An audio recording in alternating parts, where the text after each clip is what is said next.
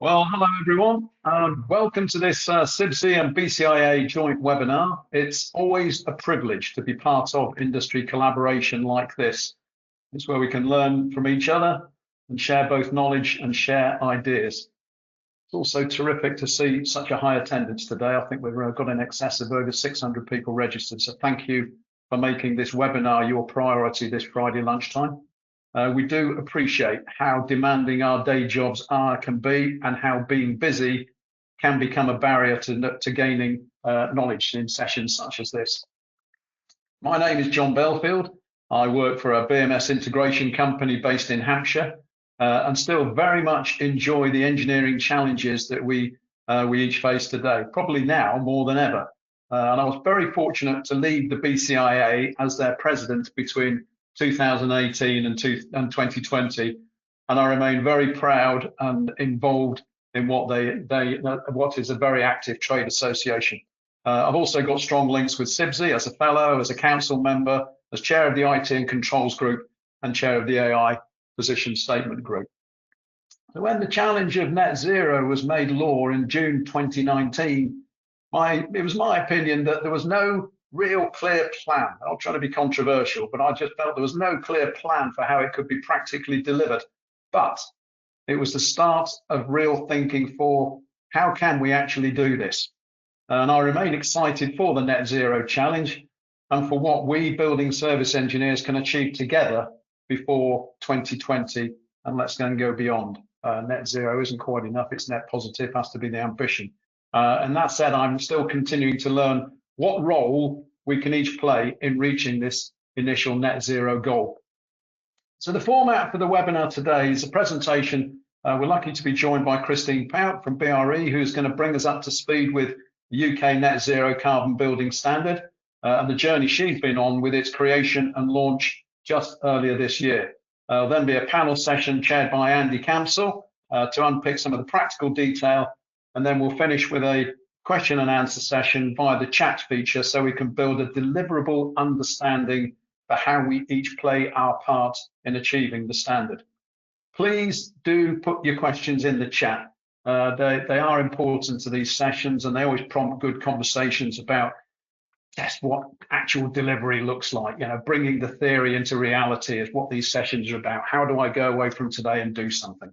So as I mentioned, we're joined by Andy Camsell and Christine Pout to do a little bit about their background. So after leaving school at 16, Andy spent his early career in the refrigeration and air conditioning industry. And like so many in our sector, he moved sideways into BEMS in the mid-1990s after noticing that laptops out on sites, after noticing that laptops look much easier to carry than oxyacetylene bottles. Very wise choice, Andy. So he subsequently worked out on sites in various frontline roles, delivering BEMS systems into buildings, all the time building up knowledge and experience in every role before starting his own business in 2006. In 2016, he found a new outlet for his gained knowledge and started delivering the BCIA training courses, and this led on to overseeing course updates along with authoring some of the BEMS level 4 modules. So it's lovely progression, Andy, and it's a nice opportunity to share that Andy has recently been appointed as BCIA technical consultant and is now orchestrating the BCIA training program and training programs and technical guidance. So it's lovely for me to say congratulations and welcome, Andy. So as I say, Christine is also with us. Christine is principal consultant at BRE, the Building Research Establishment. She is a recognized expert in building energy performance, energy efficiency, and net zero carbon buildings, with considerable experience supporting government and industry on the decarbonisation of buildings. She's played a significant role in research and policy development across the UK built environment sector. Christine's work focuses on translating evidence into data into practice. Oh, I've got bloody cats arrived in this house. Here we go. Yeah, no, it's just not professional. No. But Christine's work focuses on translating evidence and data into practical solutions that improve building performance and support the transition into net zero future. Christine's played an important role in the development of the net zero carbon building standard, using her deep understanding of science, but also her quoted ambition for the standard. She is striving to provide clarity on what organisations need to do to demonstrate that buildings are genuinely net zero aligned, whilst helping to reduce greenwash through a science-led and verifiable approach. So while I'll just allow Christine to draw breath and get her slides in a row, just a reminder that it's great to have you all involved so we can learn collectively across all generations, across disciplines and across all perspectives. I'm now going to hand you over to Christine to take us through the UK net zero carbon building standard and bring us all up to speed. Over to you, Christine. Thank you. Thank you, John. Yeah, very happy to be here today to talk to you about the UK net zero carbon building standard. What I'm here to do today is to talk to you about what the UK net zero carbon building standard is. Now, primarily, one thing that's really, I think, important about it is that it is an in-use standard that requires measurement of operational performance. I think that is a key thing that's different about the standard. It's actually a measured in-use standard.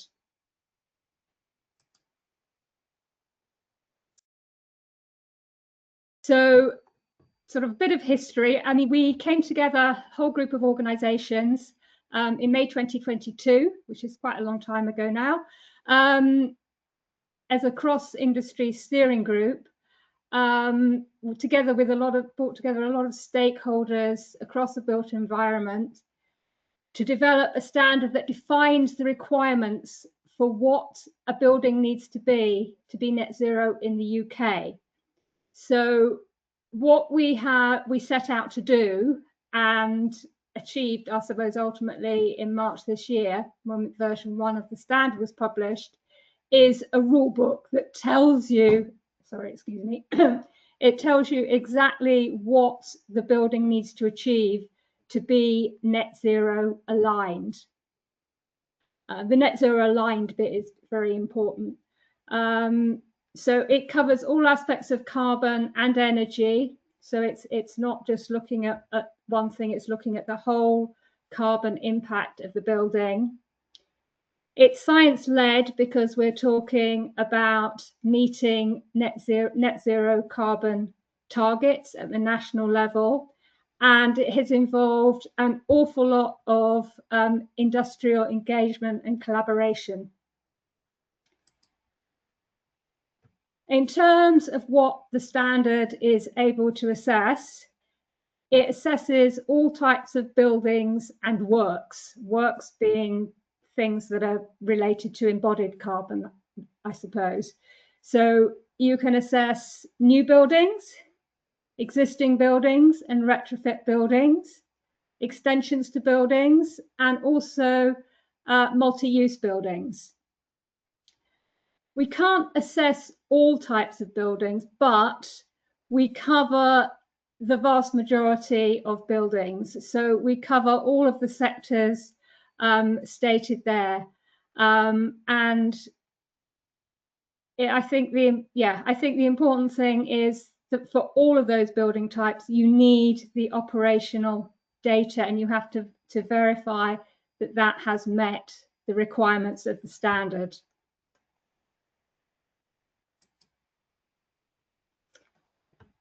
I mean, who is the standard for? It's really for anybody who is involved in the UK built environment. It's people who, you know, it needs to be a collaborative effort of all individuals and all the players that affect how a building is built and is used. So it very much, because it is outcome based, it needs the input of all of these sort of people and types of people to make sure it's achieved. It's not something that anybody can do on their own. It's really a holistic approach. Just to give a bit of background into how it was developed, There are 9 founding organisations, of which CIBSE and BRE are 2. We came together and we formed a technical steering group, and we've basically sort of shaped the direction of the standard up until now.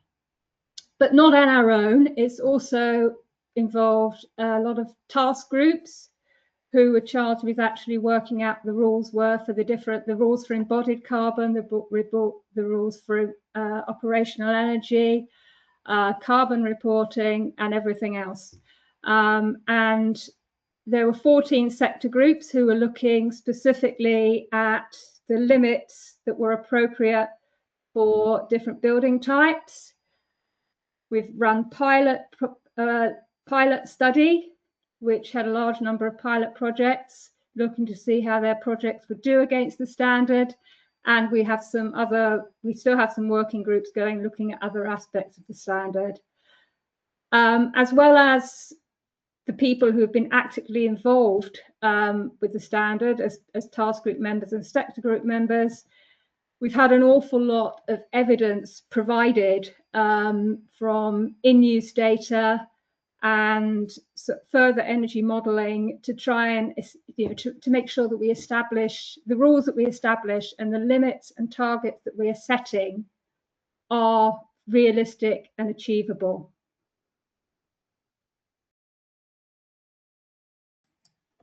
I think this slide just sort of summarised the key things about the standard. Crucially, it's a voluntary standard. Anybody can choose to assess a building against the standard. I think you see from the slide before, it's fair to say it's created by industry for industry. And crucially, unlike some other slides, it's not about processes, it's outcome and measurement focused. So it's about how the building is actually performing. And third-party verification is a key requirement. You can't call yourself a UK net zero carbon aligned building unless it has undergone third-party verification. I'll say a little bit about that later. I think the sort of main sort of concept that is at the core of the standard is that we took limits were informed by real industry data and UK carbon budgets and made sure that the two were aligned. So that is why I think the standard is really important, because it is net zero aligned, and because we've taken this bottom-up approach with the data, we know it should be able to be achieved, not necessarily by every building, but it is achievable in the real world. It's not hypothetical, it's not a sort of theoretical thing that you could perhaps do. It is based on what actually happens in the real world and what is expected to change in the future as well.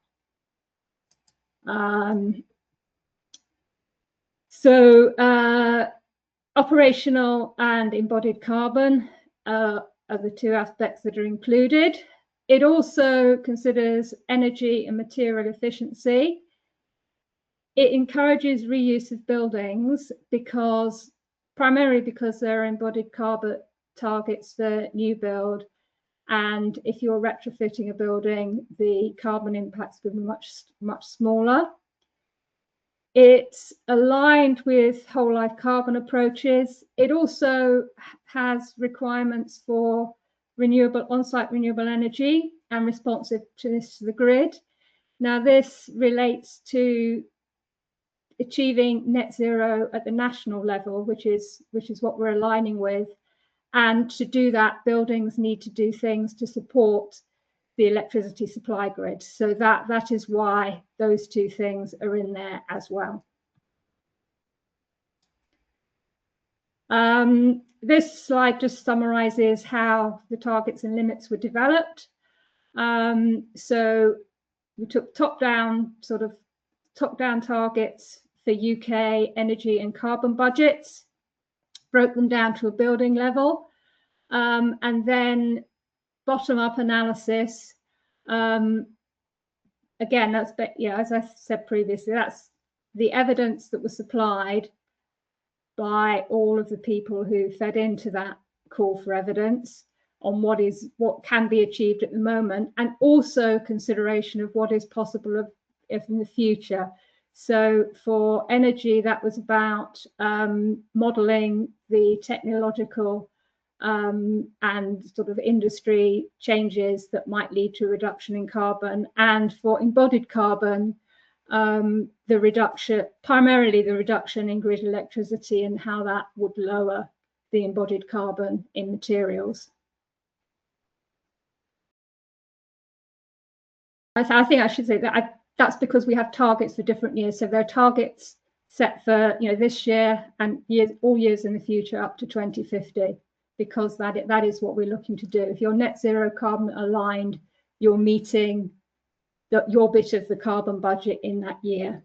So that is a sort of primary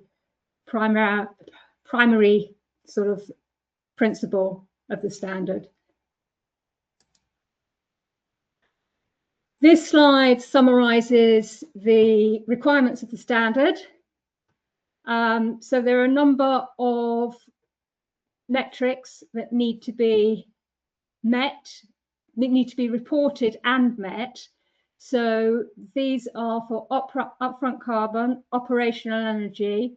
The building also needs to be fossil free in use, although there are a few exceptions for certain uses.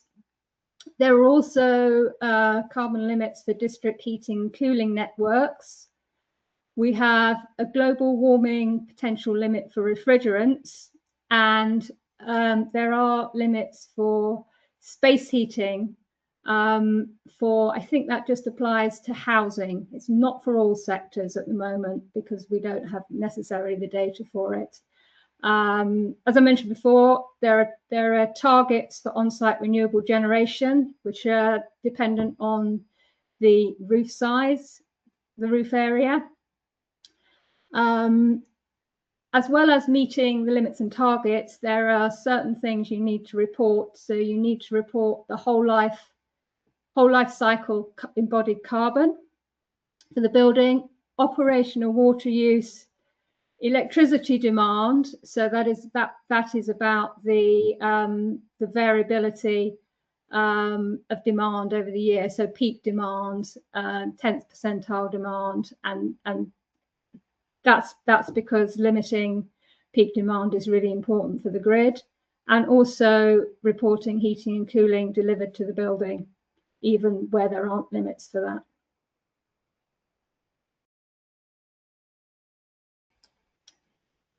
Just worth saying that the upfront carbon measurement within UK Net Zero Carbon Building Standard follows the RICS professional statement. It sets limits in kilograms of CO2 equivalent per meter squared GIA. And for the life cycle embodied carbon reporting, it includes everything except operational energy and water.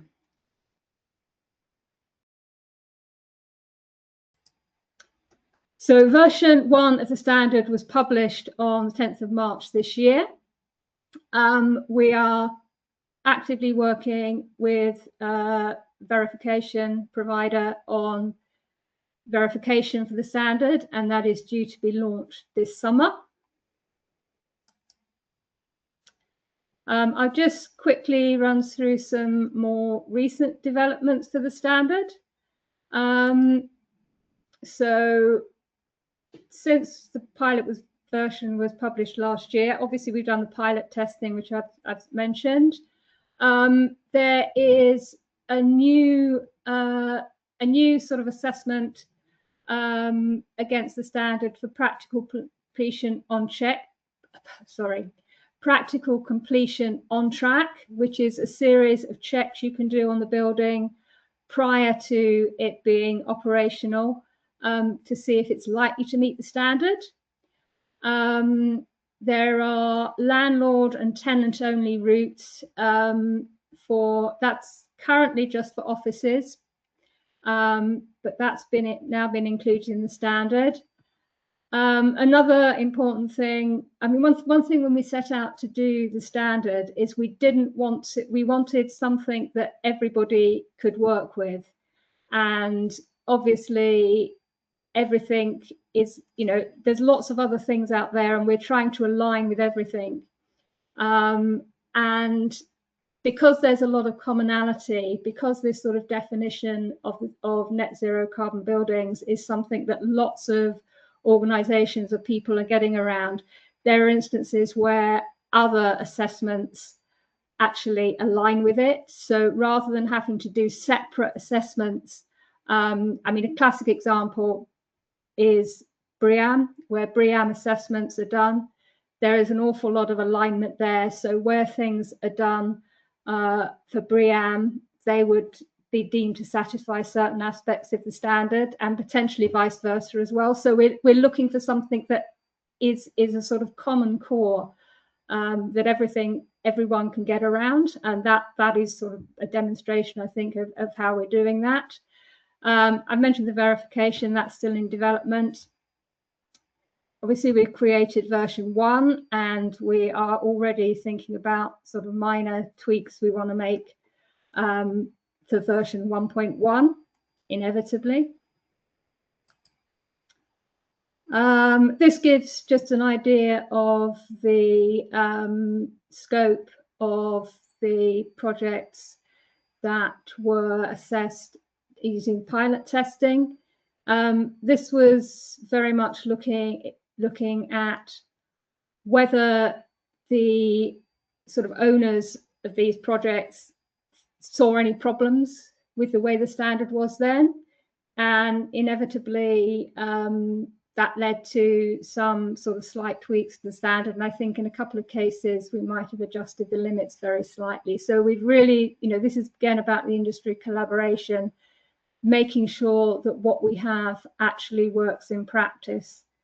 Most of the changes we made were sort of clarifications, I think it's fair to say. So it wasn't like we sort of did a major overhaul, but we did make some sort of tweaks and improvements to make sure it works on the ground.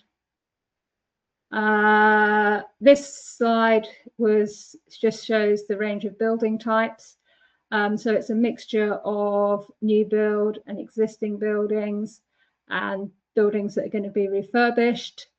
You can see it's quite a wide range of building types, that schools, homes and offices were the most common types that we looked at, or where projects came forward. Yes, this is the new operational on-track checks at practical completion. This is not a it's not something you have to do to achieve the standard. The standard is an in-use standard that where you have to measure what it's actually doing.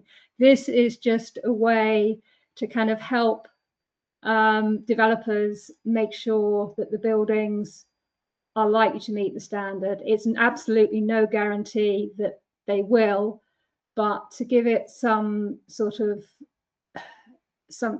extra body, I think, with that also there is also third-party verification offered for that. So if that's something that a developer wants to do to give them that assurance that the building is like to be net zero carbon when it's operational, that's something that we're also including.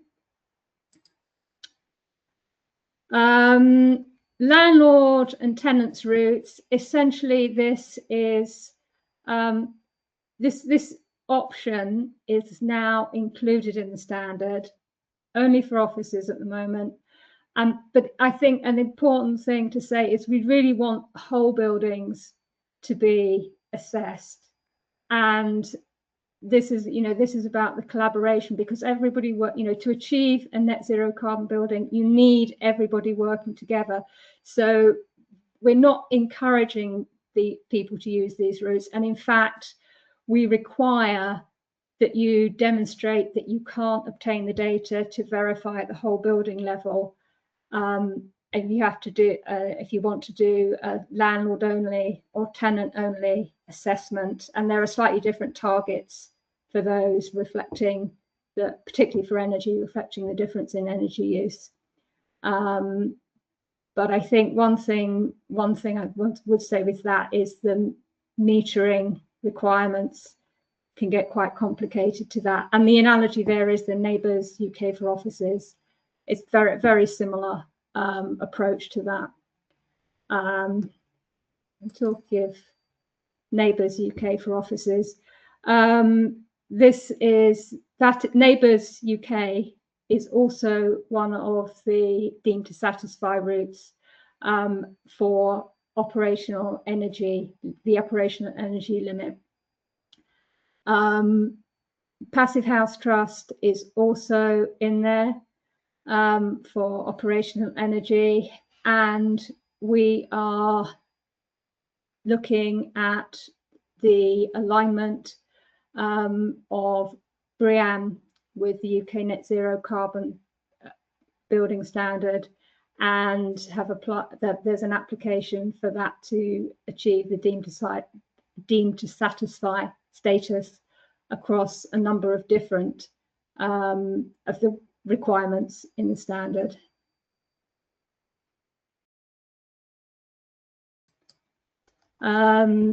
Verification, Bureau Veritas is the UK Net Zero Carbon Building Standard Verification Administrator, and they are in place. They are still developing the standard, which is sort of should be launched in the summer.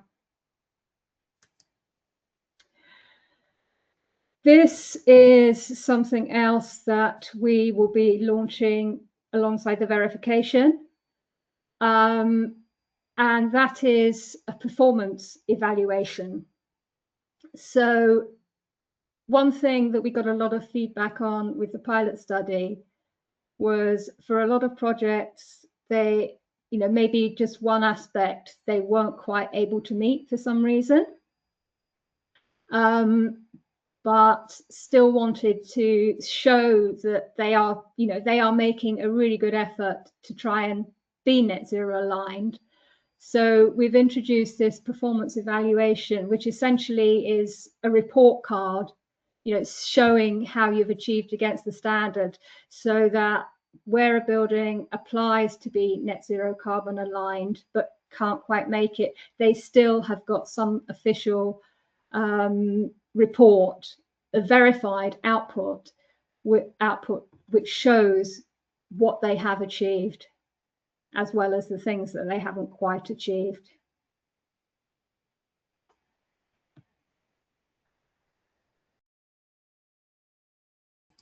So this is kind of how it would work in practice. So if you're going for verification against the standard, you need to appoint a verifier and submit the evidence. The verification gets undertaken. If all the requirements are met, you get your net zero carbon aligned status, and you get a certificate to say that you've been verified against the standard. And if you don't, you get the performance evaluation, which is like your report card.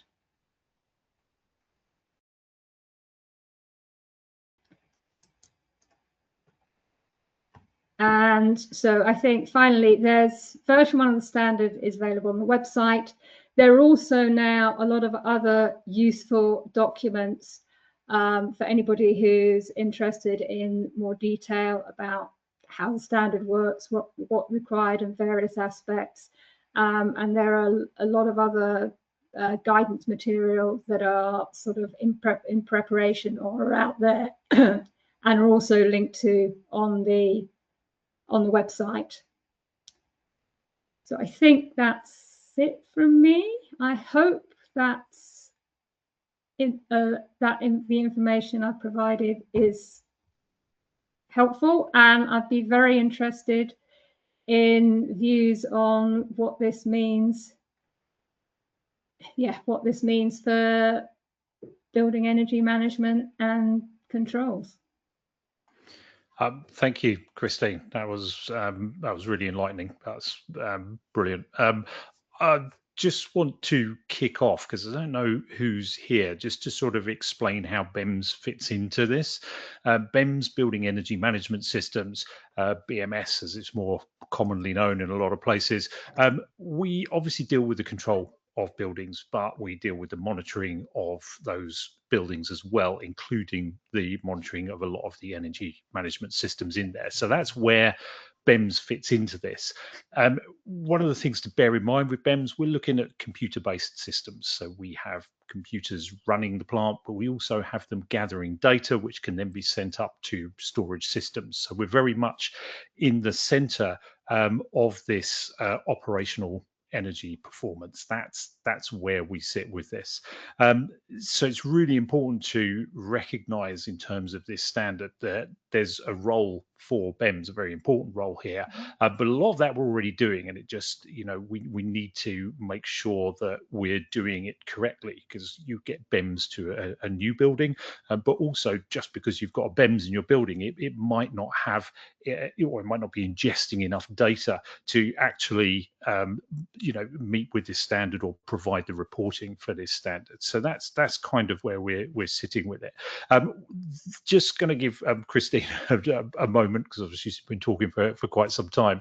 Just come over to John, but from listening to that conversation, I'm wondering if you'd agree with this, John, that it does seem that everybody at every level, from the client through to the main contractors, mechanical contractors, down to us, everybody needs to be on board with this standard if you're trying to work towards a net zero building. In order to make that work, would that be a fair assessment?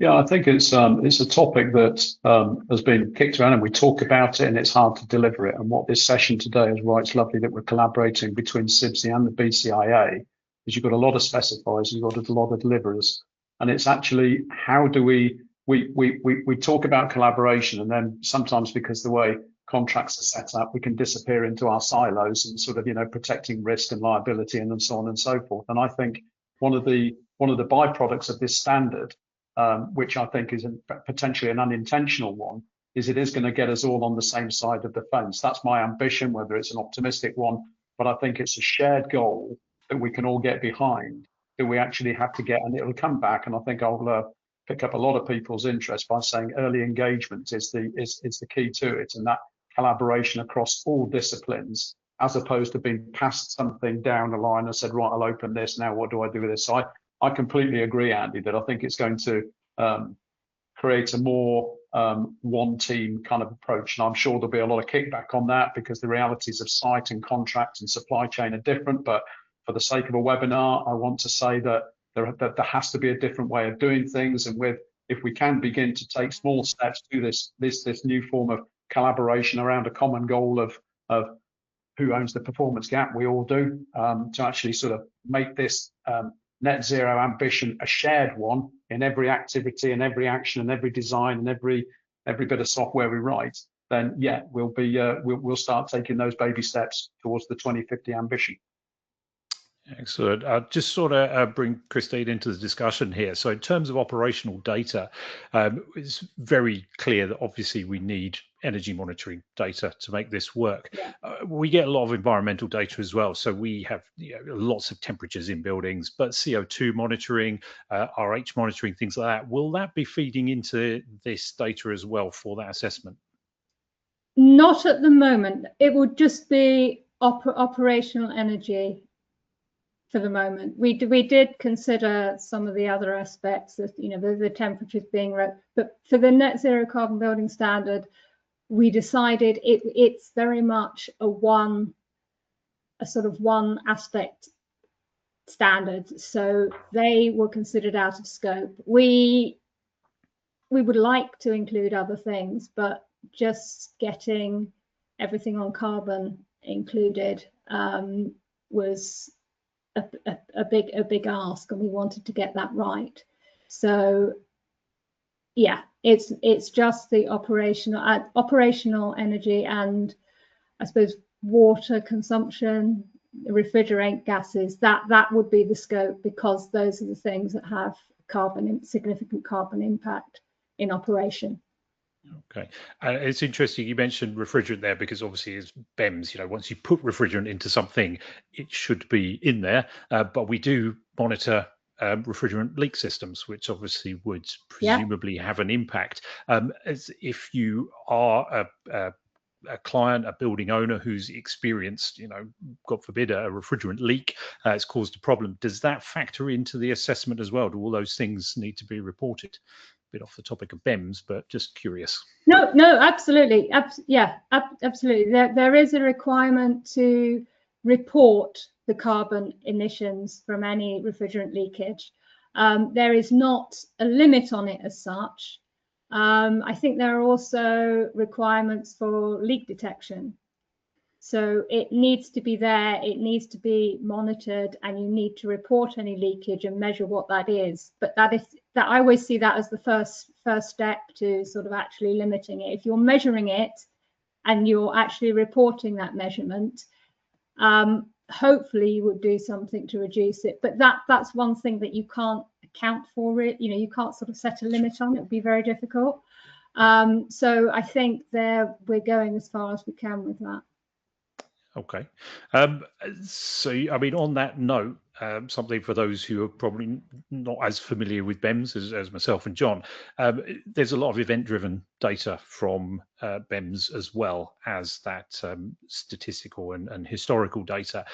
So presumably fast action on leaks and things like that, getting information to people quickly is going to be another key role for BEMS, because you say you haven't set a limit, but you want to mitigate that as soon as possible. If something's leaking, someone needs to know right now that that's happening. So that sounds somewhere else where the BEMS is going to play a key role. Andy, it's just interesting on that one, that even though the standards is primarily in performance monitoring to say how we're doing, I think it's quite useful to hear that there are then mitigating measures to say you have got something we're picking up, particularly on refrigerant leakage. Is that if you do have measurement in there, that's almost a best practice standard, if you like. It's not actually data you're actually collecting in use. It's saying in the event of a leak, which is a big deal as part of the standard is concerned, what measures are you taking to minimise the chances or get that picked up quickly? So I think it's interesting to throw that in. So it's actually encouraging best practice as well as best performance for some of the actual unexpected events. So it's nice. I haven't fully appreciated that. So it's nice that you're getting both of it, the in-performance stuff, and what are you doing to actually reduce the chance of compromising the carbon challenge. Yeah, that is very true. I always emphasize it is an in-use standard, but there are certain things that's a very good example. I'm trying to think of anything else there are a few other instances, I'm pretty sure, where we require something to be there. I mean, one thing is it's kind of obvious. You have to have the energy metering in there to be able to do the reporting. So that is another instance where there need to be things in the building that meet the measurement requirements that we've got. That's a nice little segue there, because that was the next thing I wanted to talk about, was the requirements. So in terms of this third-party verification, we obviously need to supply data for that. Presumably there will be accredited verification services who will be providing that. What kind of data will they need from us? Is it simply energy consumption data, which they will then make sense of in terms of, I presume, CO2 equivalents or whatever, or do we need to transpose that data into the carbon element in order to report that to them?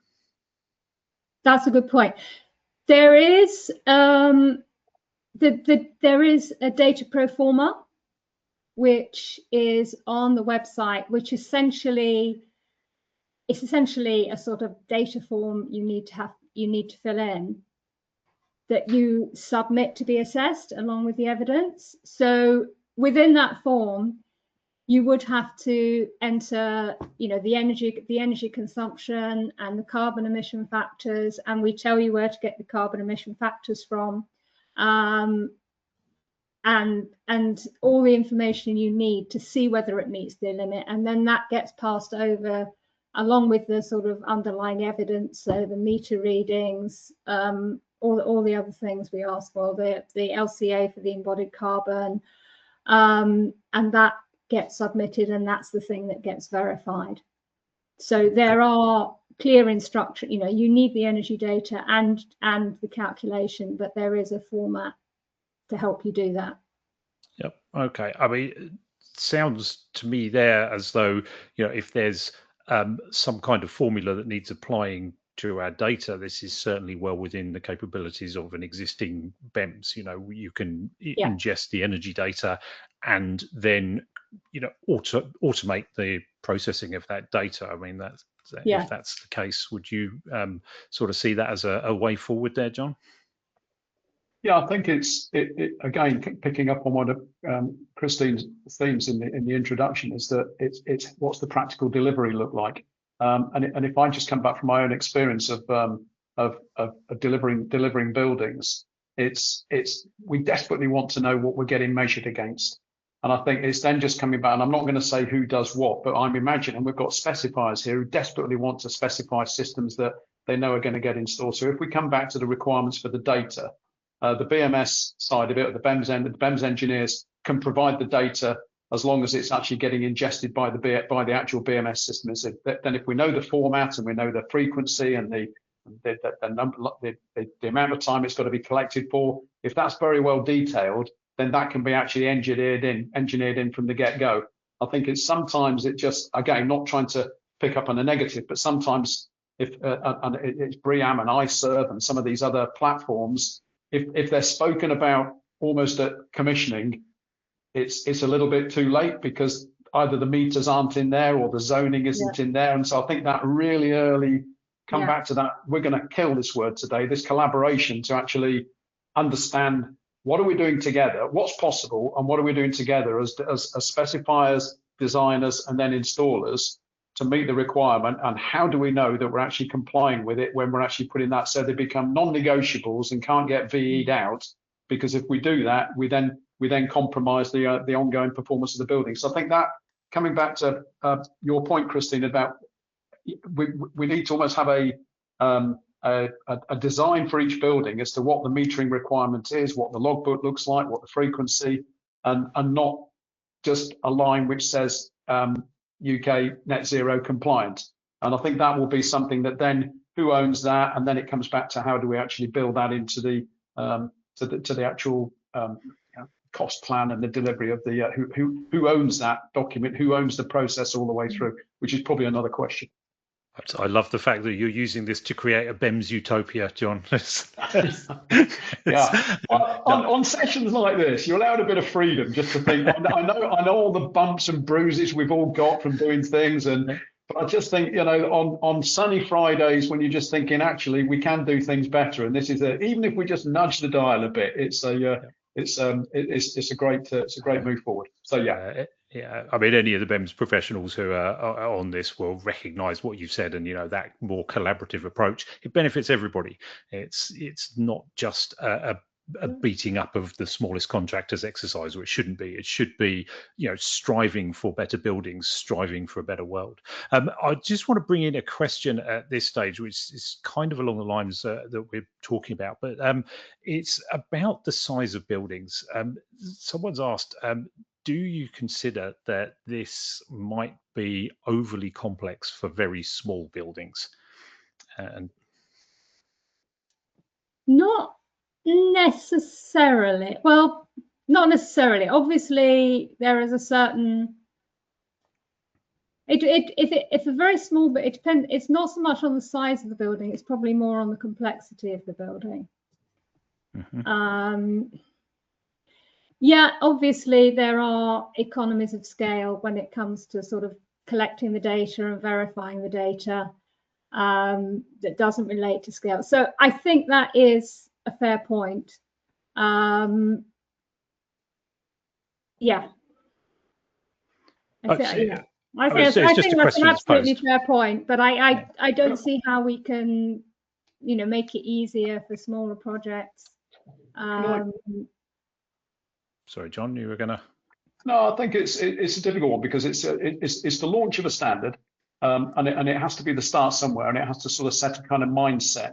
And I think even if you can't commercially or for whatever reason apply for the standard to apply to a particular building based on size or whatever, I think there are certain things that we as engineers and professionals should be doing for whatever the next standard is, whatever the next generation is, whatever the shared ambition for this net zero is. And I think when it comes down to metering, let's not get tied with what we can do now. But once we've got data, I think that, and again, it's not just putting in meters. And I think we also all bear a lot of lemon scars for meters that have been put in the last 10, 20 years that have never been looked at. But if that data's been logged in as available, then that's a great resource. But I think just coming back to that question, if we can put in a level of metering to understand what the water consumption is, what the energy consumption is, so you can have some idea of how that building is performing, I'm convinced that will have value to this overall plan to achieve national grid balance net zero. So it's a difficult sell because what am I getting out of it? But I still think it's something we should be considering as professionals. Yeah.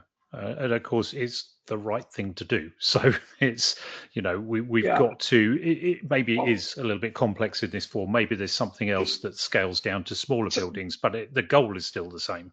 Some of the Part L stuff will pick all this up as well, of course. So you're actually sort of covered by, we're covered by that. So it's making sure we're compliant with that. Okay. Yeah, but for any of you who are not in the UK, Part L of the building regulations is about energy conservation within buildings. So it's a UK regulation.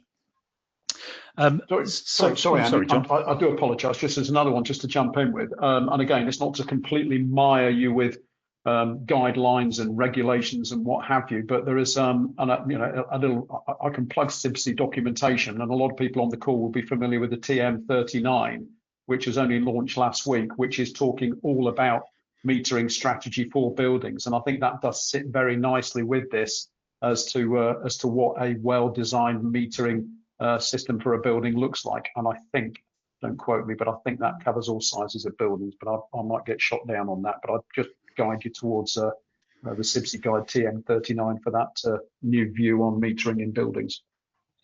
I mean, the thing I would say about the standard when it comes to metering, basically the EUIs just need a year's worth of data for the whole building. There is also the requirement to report the carbon emissions and energy from space heating and space cooling.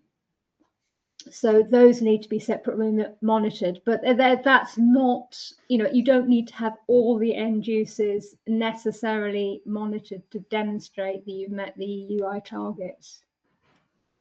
Obviously, it's best practice, and when it comes to actually achieving the EUI limits in the future, understanding where the energy is being used, where the energy is being wasted, and doing something about it, I think that's one of the most important things, I think, for the metering. It's not what you're measuring, although obviously that's the first step. It's that understanding you get of how well it's working and knowing that there's something you need to do something about. Because I think another important aspect of this standard, it's not a once only standard. If you want to maintain your UK net zero carbon aligned status, you have to go back and do the operational measurements every 3 years and submit those. So it is encouraging that ongoing sort of measurement, correction, improvement. And I do feel that, avoiding waste is the #1 target. I mean, when people are talking about net zero and everything, the focus always seems to be on, the technologies, the equipment. I mean, yes, that's really important, but what is more important is how it is controlled, whether it's delivering what's needed, where it's needed. So that, I think, is a really important role for controls to play there. Can I play my joker? Go on then.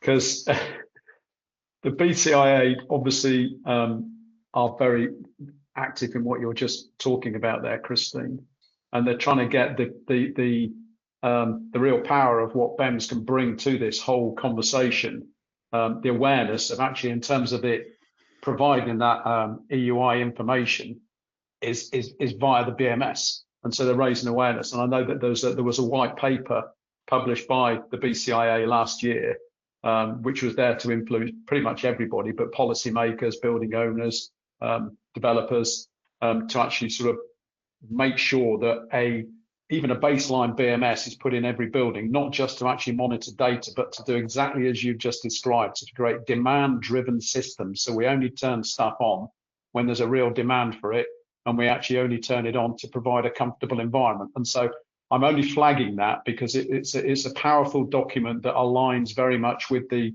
UK net zero trajectory, to actually raise the profile of what BEMS will do as part of achieving the actual standard. So hopefully that is beginning to have some impact with government policy and actually providing not just it's a good thing to do and it's the right thing to do, but it's actually got to stack up to commercial scrutiny as well, because that's the reality of the free market we operate in, as well as the moral one and the ethical one. Sorry, Andy, I'll just explore opportunity to plug the BCIA shamelessly. Well done. Okay.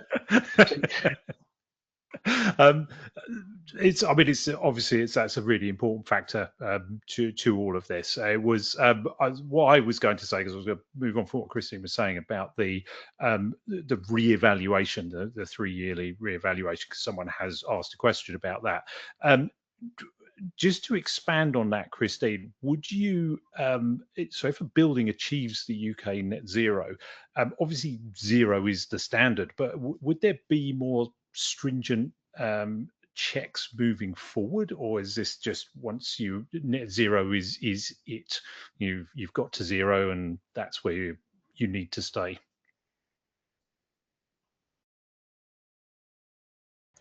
Yeah, well, as I say, it's net zero aligned, and what is aligned with the UK carbon budget changes over time. So the limits also change over time for both embodied carbon and for energy, the EUI.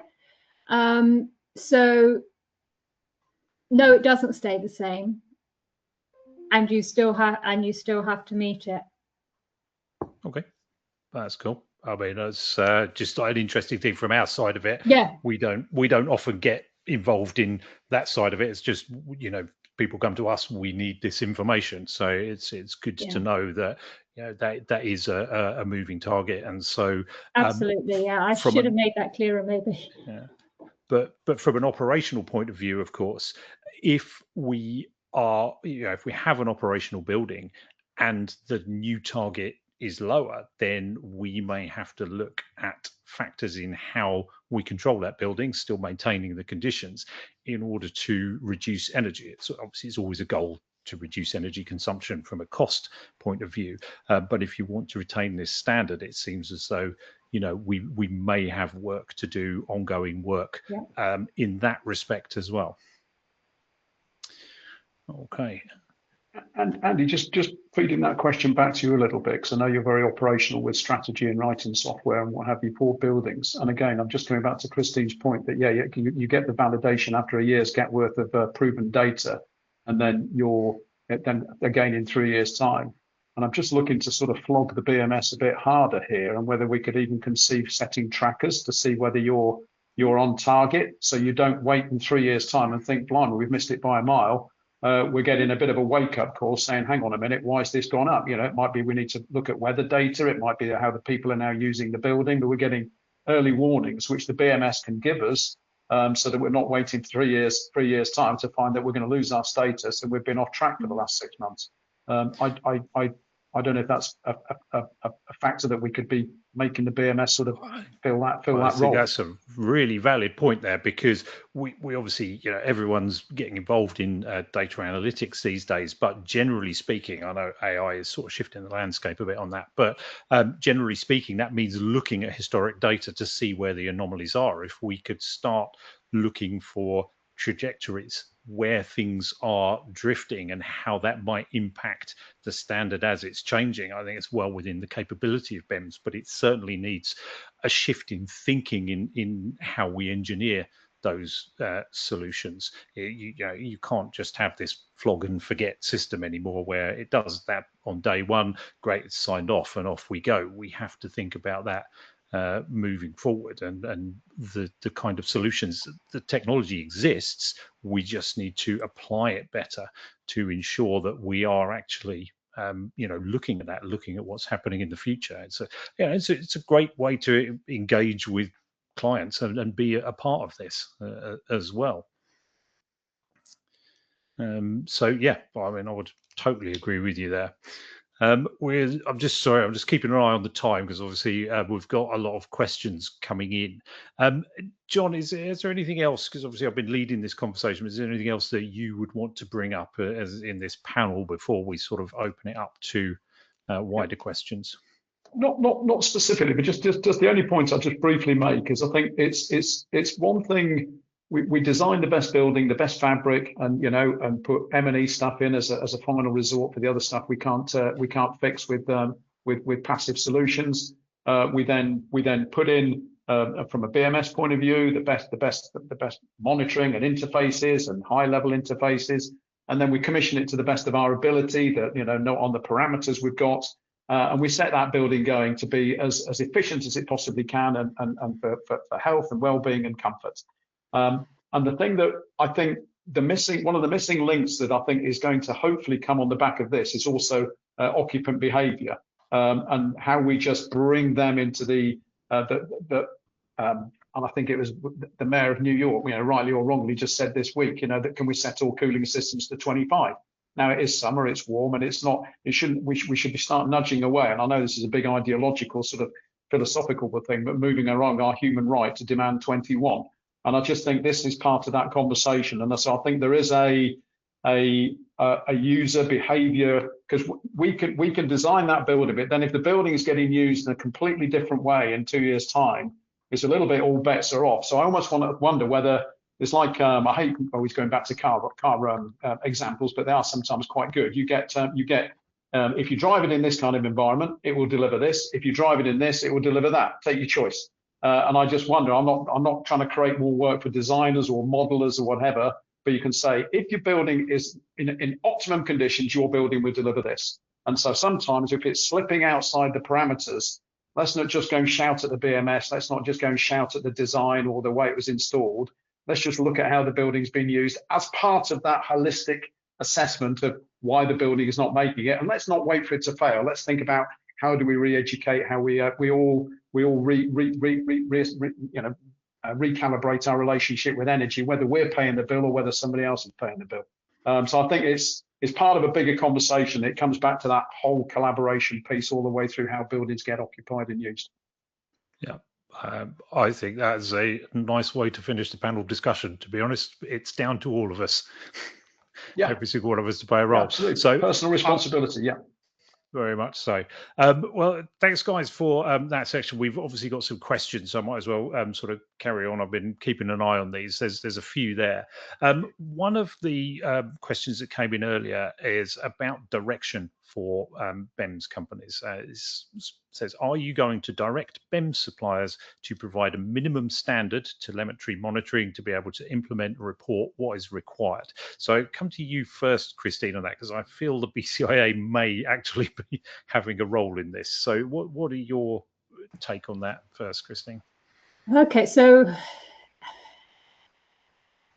I think it fundamentally, what we are asking for is not that complicated things you need to report.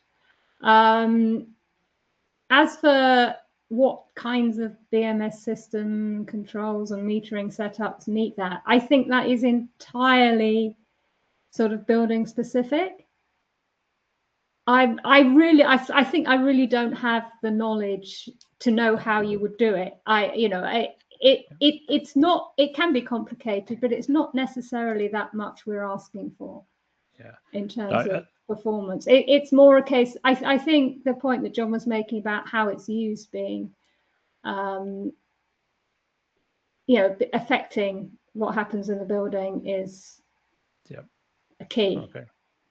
It's kind of the answer I was expecting, to be perfectly honest. So you've already said in your presentation we're focused on outcomes, and so to answer that question, my feeling is that although it wouldn't be specific direction, it's probably the role of the BCIA, the Building Controls Industry Association, to let its members know what best practice looks like in order to achieve those objectives. So does that sound reasonable, John? Yeah, I think so. I think it's I think when we come down to the modelling, there are so many facets to it, aren't there, for how a building is going to perform. And I really pity if there are people out on the call that you've got to turn around and say this building has got to perform like that. It's a tough gig, and then to be judged on it now, not to just to hand the building over and then have somebody phone you up in a year's time saying, do you know what, we're actually spending twice the amount of energy as it said it would do in the modelling. It's a tough thing, but what we're getting now, so it's not to try and, I think I'm trying to move away from a failure and penalising people to a performance reward kind of thing. Let's and then I think we're, as a culture and as an industry, we're sort of caught in that kind of whose fault is it. I think with the pilot studies that we've got on this program already, we've got a lot of data of what we're getting to know what good looks like, what actually meets the criteria. Let's hoover that up first of all, because there'll be some great examples of what a great metering strategy looks like, or a great BMS reporting strategy looks like, and it's just going to keep getting refining. And if the BCIA, Andy, can start providing that this is what the standard looks like, and actually get some skin in the game to say, if we do this as the minimum, you're giving your clients a great chance of reaching the standard. If you do this, you're going to nail it, and then pick your choice. And I think if they can come and be bold and get off the fence, and which they do, and actually sort of provide that technical guidance, then I think that would be a terrific help, not just for the BEMS companies, but also for the specifiers, because they can get it into REBA stage 2 and 3. It can be going in the design to say this is the base requirement to achieve this this standard. So I think there's some great opportunities there for the BCIA to help the membership and the industry. Yeah. On that note, there was another question came in about the type of meters, which is, it's very specific technical information. It's to do with MID meters and, whether we need those for this reporting.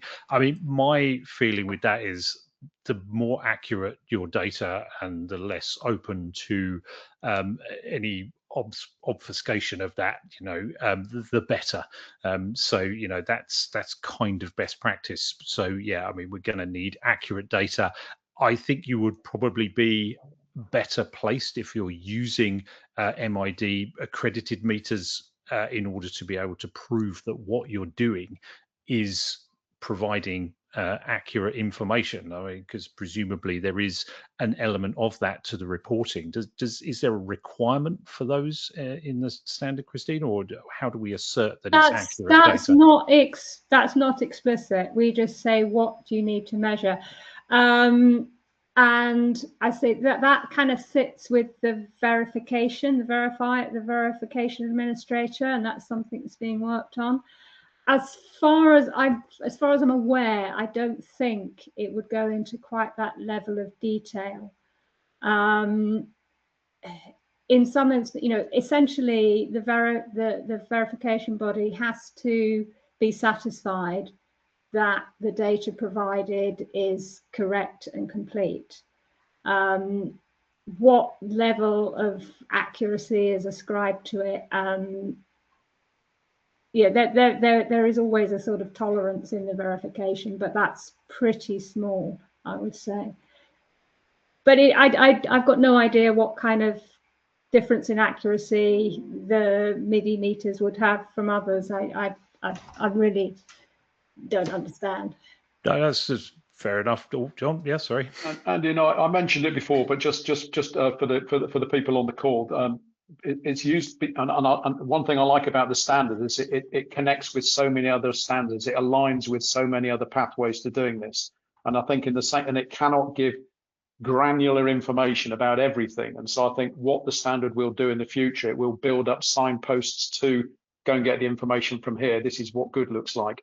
And I know I mentioned it before, but on that particular comment about metering, the CIBSE guide, the TM39, will give some detail on that. And it might be something that in time the standard goes and looks at and says, do you know what, that's when you're looking at your metering strategy and you're choosing and selecting meters, that is a great, if you comply with that, you're not going to go far wrong. And I think that's how it's probably going to evolve. I'm not putting words in Christine's mouth. But no, that is exactly how it is. We don't have the detailed understanding on all the aspects that are relevant for the standard, and I'm not sure what we've got there already, but we are looking to sort of signpost to sort of guidance from organisations like yourself on specific aspects that people can go to and say, if you want to know about how to do this, go and talk to these guys, and on their publications that have been produced that say that. So we're absolutely actively encouraging that. And it sort of comes back to the sort of collaboration. It's not, it's not just us saying this is the standard. It requires engagement and inputs and from all sorts of organizations, people, players in the industry.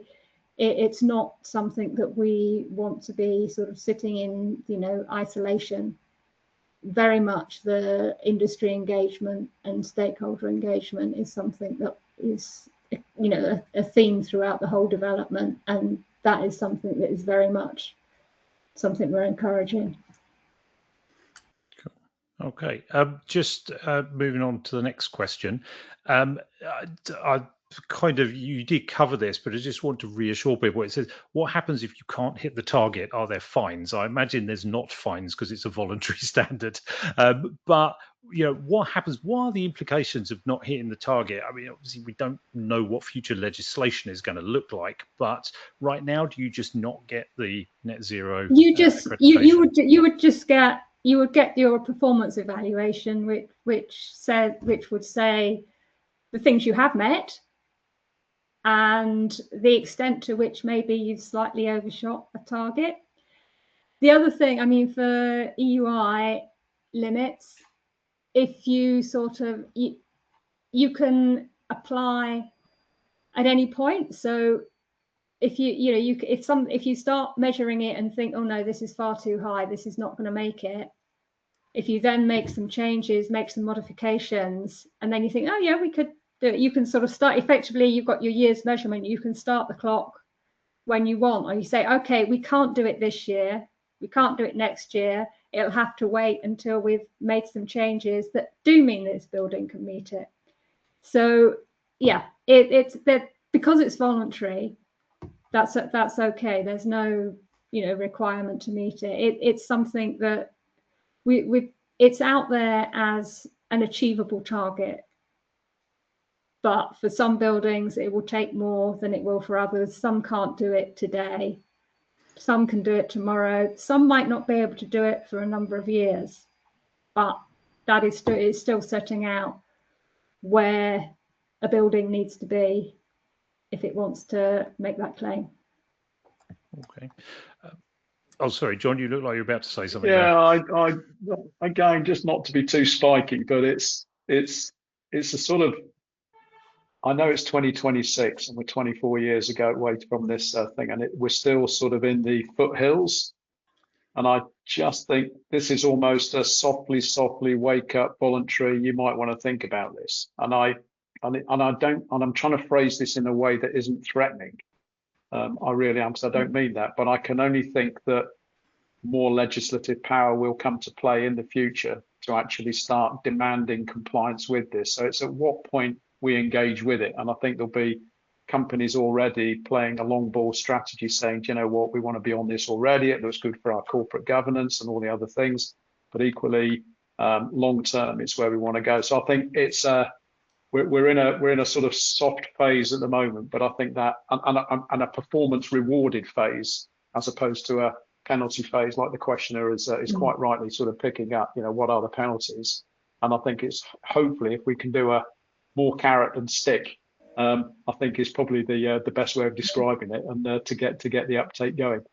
Yeah, that's interesting. You should go with that, because the next question just came in about whether people would be prepared to follow this, or whether we think that legal and regulatory requirement is necessary in order for people to meet this standard.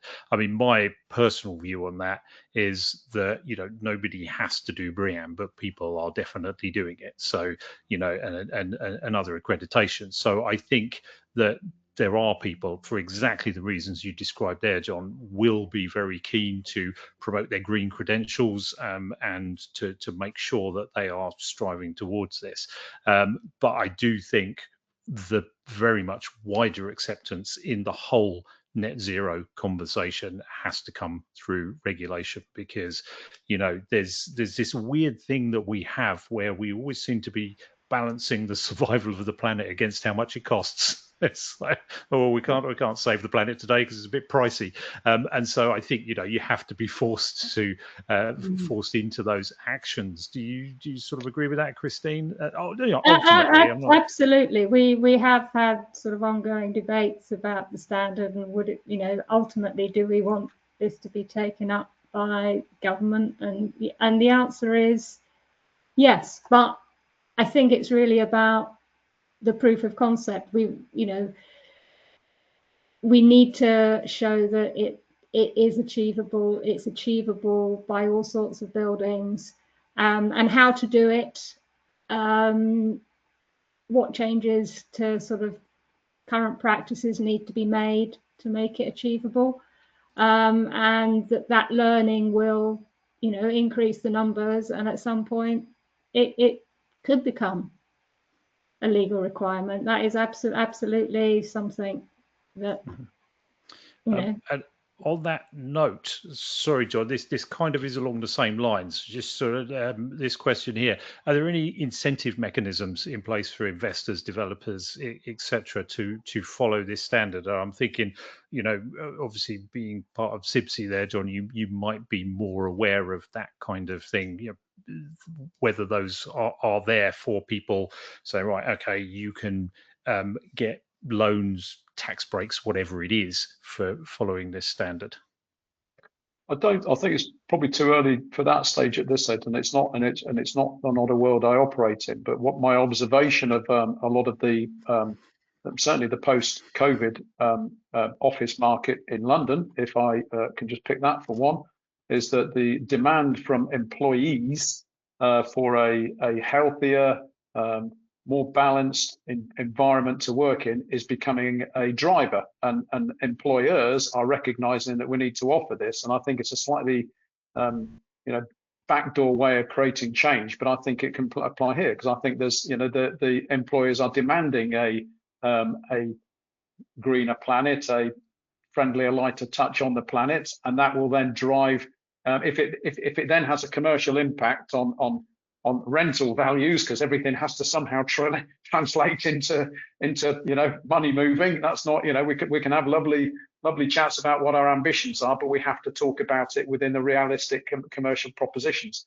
And I think there is a journey to be had there, that this conversation will be more about, do you know what, I want to work for a company that's got a net zero building. That appeals to me. And it's more about my sense of purpose and where my place, my sense of place, and the salary and the job. So I think there could be, you know, again, I'm not answering this as an engineer. I'm probably ducking the question a little bit, but I just think there'll be different drivers, which will be more subtle, to actually sort of make this happen, rather than just, you must do this by 2030, or your corporation tax will go up by 50%. These are all levers that can be pulled, but I think there are many other sort of behavioural economic tactics or strategies that can be adopted in the interim, which again, it's probably not helpful for today's conversation, and it's a personal opinion, but I'm just answering the question. Yeah, but they gave you a camera and a microphone, so those are the ones that count.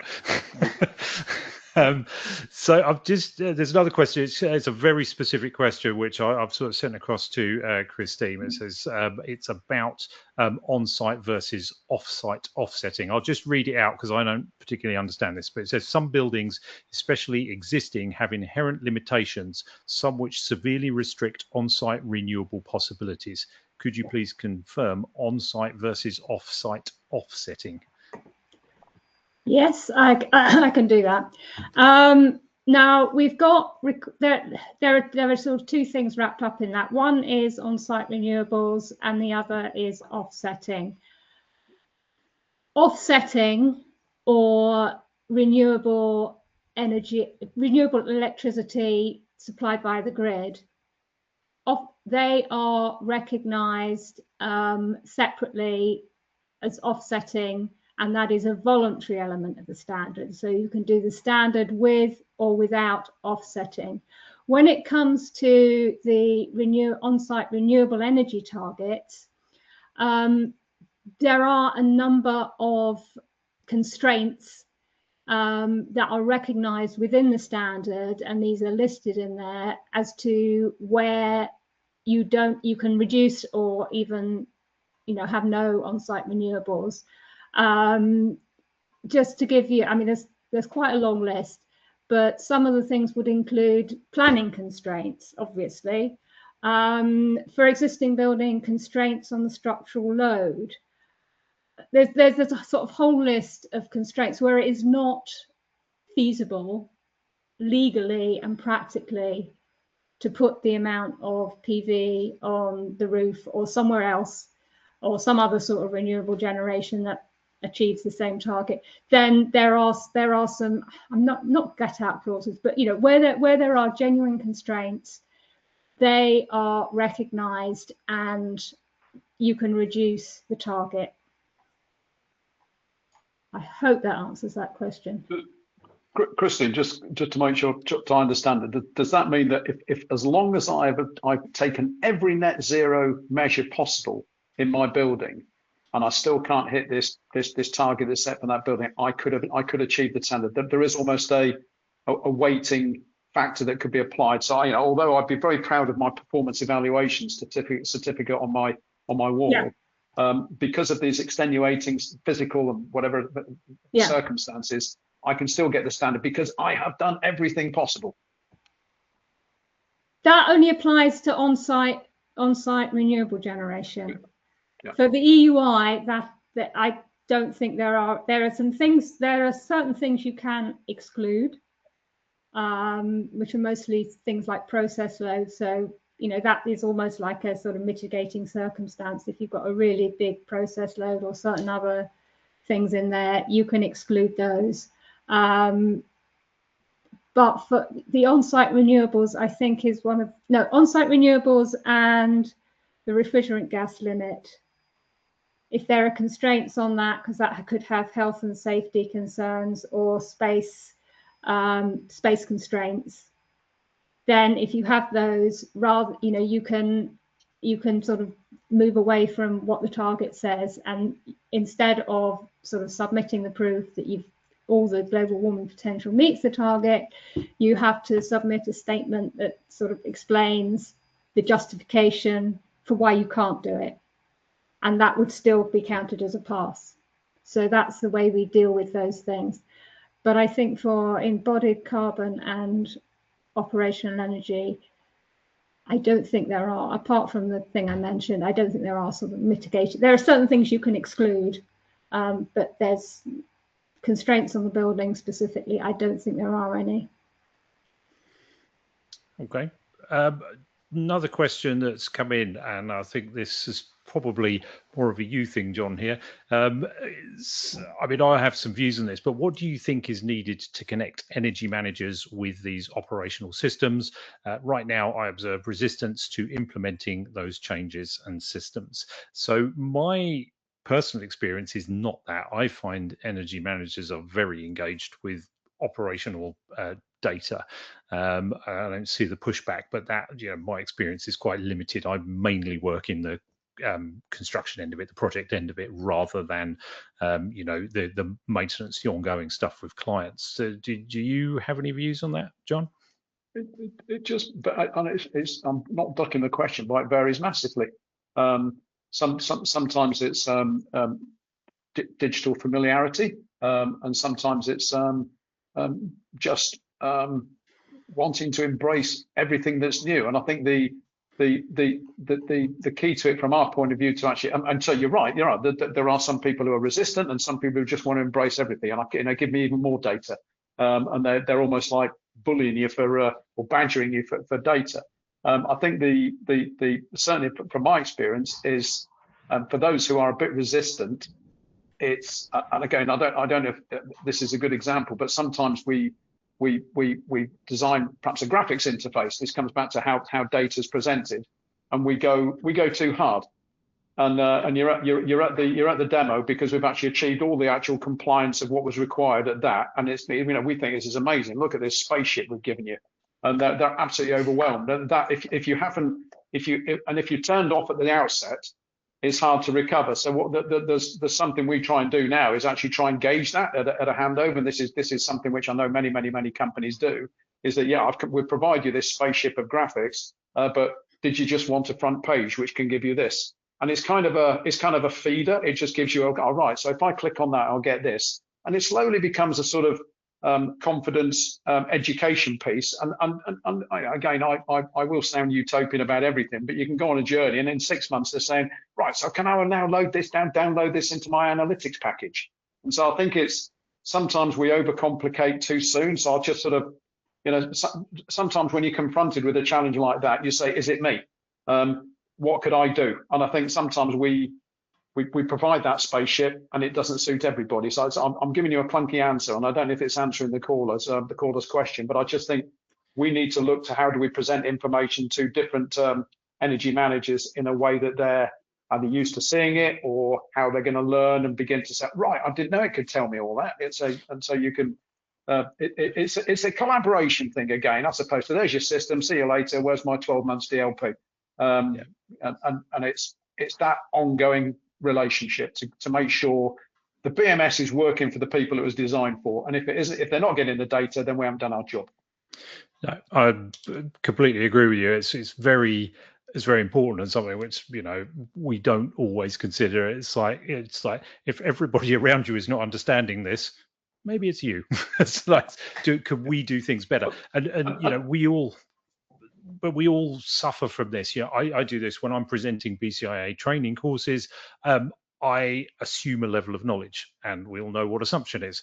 And so we need to pare it back. We need to make it accessible. And I love that idea of digital familiarization to engage with energy managers, because I think energy managers are going to be on board with this standard because it aligns with their objectives.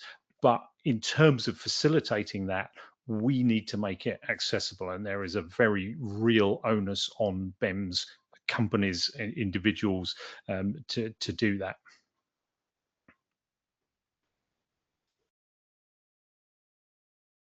Right, just looking through.